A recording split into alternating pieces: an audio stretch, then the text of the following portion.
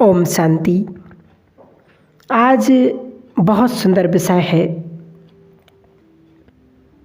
बाबा के सभी बच्चे समय की सूक्ष्मता को पहचान रहे होंगे। अब समय ने वास्तव में करवट बदल ली है। अब समय वह आ गया जिसकी हमें युगों युगों से इंतजार थी। हम परिवर्तन चाहते हैं। अब परिवर्तन प्रकृति ने भी शुरू कर दिया है। ये परिवर्तन ही हमें नए विश्व की ओर ले जाने वाला है। अब प्रकृति में परिवर्तन ही संसार का परिवर्तन है। और अब परिवर्तन प्रकृति ने भी शुरू कर दिया है। तो जब सब कुछ परिवर्तन हो रहा है तो हमें भी अपने आप को परिवर्तन करना है। चेंज को स्वीकार करना है। चेंज हो रही है प्रकृति में। यह चेंज है जो कुछ मनुष्य ने प्रकृति को दिया है वही रिटर्न हो रहा है। प्रकृति को भी स्वच्छ होना है। इस प्रकृति ने जन्म जन्म युगों युगों से हमारी पालना की। हम परमधाम से आ गए थे, शरीर दिया, शरीर की पालना के सभी साधन दिए। शुद्ध जल, शुद्ध आकाश, स्वर्णिम धरती, अग्नि भी बहुत तेज नहीं, आरामदायक सूर्य। तो ये प्रकृति ने हमें सब कुछ सौगात में दिया पालना करने के लिए। उसने हमारी रक्षा की, हमें उसका शुक्रिया करना चाहिए। रोज़ शुक्रिया किया करें। बाबा के कार्यों में जिन्होंने बहुत मदद की है प्रकृति उन्हें बहुत साथ देगी और साथ दे भी रही है, क्योंकि अंत के समय में प्रकृति उन्हीं को साथ देगी जिन्होंने प्रकृति को कुछ दिया है और जिन्होंने भगवान की सेवा में अपना जीवन, अपना समय, अपनी श्वासें, अपने संकल्प, अपना धन सफल किया है। ईश्वर भी उन्हीं को, प्रकृति भी उन्हीं को मदद करेगी, उन्हीं का साथ देगी। बाबा ने तो एक मुरली में यहाँ तक भी कहा कि तुम बच्चे अगर आत्मिक स्थिति में स्थित होंगे और वहाँ पर अगर धरती भूकंप आने वाला है तो ऑटोमेटिक संकल्प आ जाएगा कि यहाँ पर भूकंप आने वाला है, तो हम वहाँ से हट जाएंगे। इतनी मदद हमें प्रकृति करेगी। वहाँ पर विनाश नहीं होगा। तो हमें शुक्रिया ज़रूर करना है परमात्मा का, प्रकृति का। और हम सभी ज़रा एक बात पर विचार करें कि समय अनुसार हमें स्वयं में क्या चेंज लानी है। चेंज हमें ज़रूर लानी है। बाबा एक शब्द हमेशा कहा करते थे, अब हमें वो बातें याद आ रही हैं जिन्होंने बाबा के बहुत सालों से, पिछले 20 सालों से जो महावाक्य सुने होंगे। बाबा बार बार कहते थे कि बच्चे अब नाजुक समय आ रहा है। पांचों विकार, पांचों तत्व एक साथ आक्रमण करेंगे। किसी के साथ सूक्ष्म विकार भी अगर दबा रहा होगा तो वह भी प्रकट हो जाएगा। तो मनुष्य को बहुत काफ़ी परेशानी होगी। आज के समय में मनुष्य को बहुत क्रोध आ रहा है तो वह भी दबा होगा, छिपा होगा, क्योंकि संस्कार हमारे अंदर हैं। उसका भी बीज अभी तक हमने नष्ट नहीं किया अगर, तो वह प्रकट हो जाएगा। तो हमें बहुत ध्यान देना है, अपने आप को विकारों से मुक्त भी करना है। बहुत ब्राह्मण बच्चे ढीले हुए पड़े हैं। तो हमें एक काम बहुत ही पावरफुल करना है। अपनी धारणाएं भी बहुत पावरफुल बनानी है। जो ढीली पड़ी हुई हैं, यह तो बहुत बड़ी गलती है, लेकिन फिर से हमें सचेत होना है, जागृत होना है। हमारे बाबा के बहुत सारे बच्चे अच्छा पुरुषार्थ भी कर रहे और विजय हमारा जन्मसिद्ध अधिकार है। सोचो, जिन्हें भगवान साथ दे रहा हो, जिनकी पालना भगवान कर रहा हो, दिन में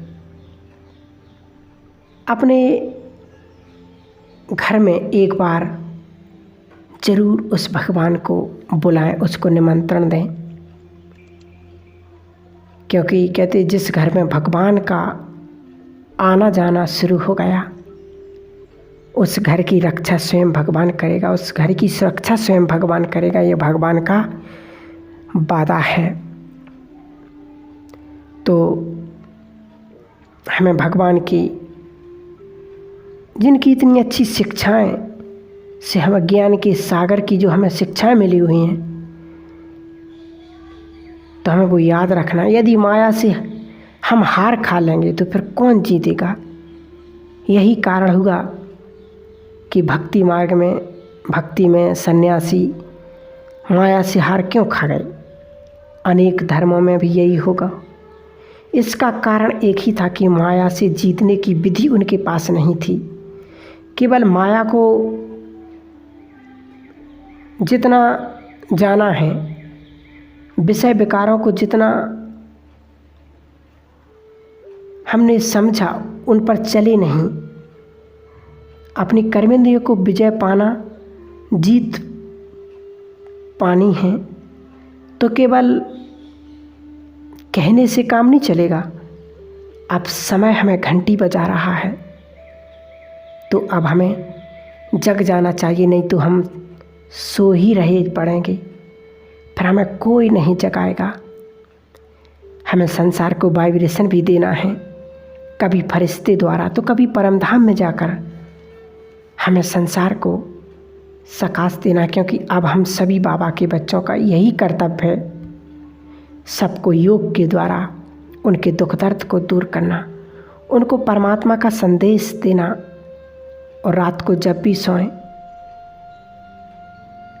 तो हल्का होकर के सोएं, बाबा को सब कुछ सौंप कर, अपने मन को साफ करके परमात्मा को सौंप कर परमधाम में स्थित होकर के सो जाएं। और संसार को भी सकाश देकर सोएं। क्योंकि जब अनेक आत्माओं को मानसिक रोग हो चुके हैं, मानसिक बीमारियां हो चुकी, उनको रात में नींद नहीं आती, तो बाबा कहते उन्हें भी हमें प्रकाश सकाश दे करके, वाइब्रेशन दे करके उन्हें सुलाना है। क्योंकि बाबा ने कहा, बच्चे तुम हो पूर्वज। और जब हम सुबह उठते भी हैं, अमृत वेला भी हमें बहुत सुंदर और पावरफुल करना है। उठते ही हमें अच्छे अच्छे चिंतन करना है, और हो सके तो शाम का खाना जितना कम हो, जितना हल्का हो, उतना अच्छा है, ताकि हमारा अमृत वेला बहुत सुंदर हो सके। क्योंकि यही समय भाग्य बनाने का है। इस समय बहुत ही जल्दी, इस समय बहुत ही जल्दी जाने वाला है। क्योंकि प्रकृति में परिवर्तन शुरू हो चुके हैं। इसलिए अपने पुरुषार्थ को, अपनी दिनचर्या को सुंदर और श्रेष्ठ और पावरफुल बनाना है। बाबा ने तो कहा है, अब अलबेले होने का समय नहीं रहा। जिसने अभी समय को खो दिया तो वह तो अपने भाग्य को ही समाप्त करने वाले बन जाएंगे। बाबा की मदद भी आने वाले समय में उनको नहीं मिलेगी, जिन्होंने समय को अगर अभी बर्बाद कर दिया। लेकिन हमें याद रखना है कि आने वाले समय में भगवान के मदद के बिना सुख से भी नहीं जी सकेंगे।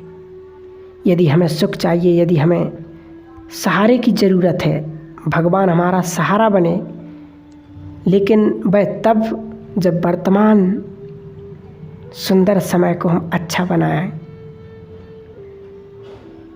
भगवान का साथ लिया होगा, उनके दिल जीत लिया होगा, अपने प्यार में उसको बांध लिया होगा, तो भगवान भी आपको बुलाने पर दौड़ा चला आएगा। तो यही हमारे लिए बहुत सरल हो जाएगा। तो आप सभी भाई बहनें बहुत अच्छा अभ्यास करें। बहुत अच्छी बातें सुनी थी आपने और समझी भी हैं और अपने जीवन में धारण भी करना है। तो सभी ज़रूर इस बात को अंडरलाइन करेंगे और अपने पुरुषार्थ को तीव्र करेंगे, क्योंकि हम संसार से जाएं तो भरपूर होकर के जाएं। जब धर्मराज भी हमें सल्यूट करे कि कोई भगवान का लाल आ रहा है, ऐसा हमें पुरुषार्थ करके जाना है, ऐसा हमें करके इस दुनिया से जाना है।